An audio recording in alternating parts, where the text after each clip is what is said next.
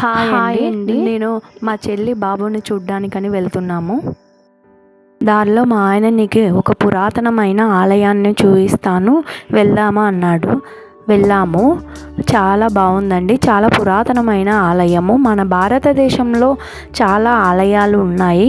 వాటిలో శ్రీ బుగ్గ రామలింగేశ్వర స్వామి ఆలయము ఒకటిగా చెప్పుకోవచ్చు. దీని యొక్క విశిష్టత ఏమిటంటే శ్రీరాముని చేత ప్రతిష్ఠించబడినదిగా చెబుతారు. అందుకే ఈ ఆలయాన్ని శ్రీ రామలింగేశ్వర స్వామి ఆలయంగా పిలుస్తారు. ఇక్కడ శివరాత్రి రోజు తిరునాళ్ళ జరుగుతుందండి. చాలా బాగా జరుగుతుంది.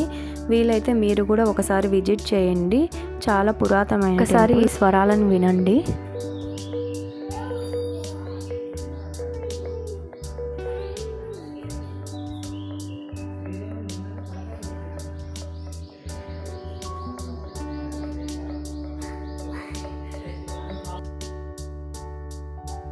ఈ ఆలయాన్ని విజయనగర సామ్రాజ్య పాలనలో గుత్తి గండికోటకు చెందిన పెమ్మసాని నాయకుడైన పెమ్మసాని రామలింగ నాయుడు గారు 1490-1509 మధ్య నిర్మించారండి.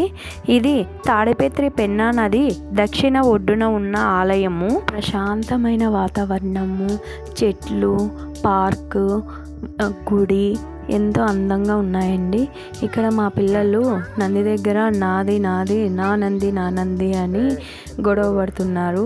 మా పెద్దబాబు వద్దు బాబు అట్లా కూర్చోకూడదు అని మళ్ళీ తనే కూర్చున్నాడు.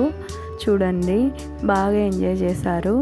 మా చిన్నోడు నా విగ్రహం అని మా వాళ్ళన్న చెప్తూనే పక్కకు వచ్చేసారు. చూడండి టెంపుల్ ఎంత బాగుందో. ఇక మా చెల్లెలు బాబుని చూడ్డానికి వెళ్ళామండి. చూడండి బుడ్డోడు ఎంత క్యూట్గా ఉన్నాడో. మీరు కూడా బ్లెస్ చేయండి మా బాబుని. మా బుడ్డోడిని చూడడం అయిపోతానే విశాల్ మాల్కి వెళ్ళామండి. చాలా బాగా ఎంజాయ్ చేశారు మా పిల్లలు. విశాల్ మాల్ నుండి ఇంకా డైరెక్ట్ ఇంటికి బయలుదేరామండి. మన పిల్లల్ని అప్పుడప్పుడు వాళ్ళకు చిన్న చిన్న సంతోషాలని పంచుతూ మనకున్న బడ్జెట్లోనే వాళ్ళను సంతోషంగా ఉండేటట్టు చూసుకోవాలి. మనం ఎవరి కోసం అండి? మన పిల్లల కోసమే కదా మనం బ్రతికేది.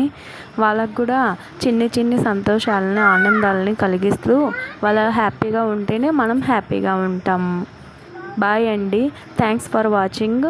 Thank you so much. నేను ఫస్ట్ టైం ఎడిట్ చేశానండి. ఏమైనా మిస్టేక్స్ ఉంటే సారీ. Thank you.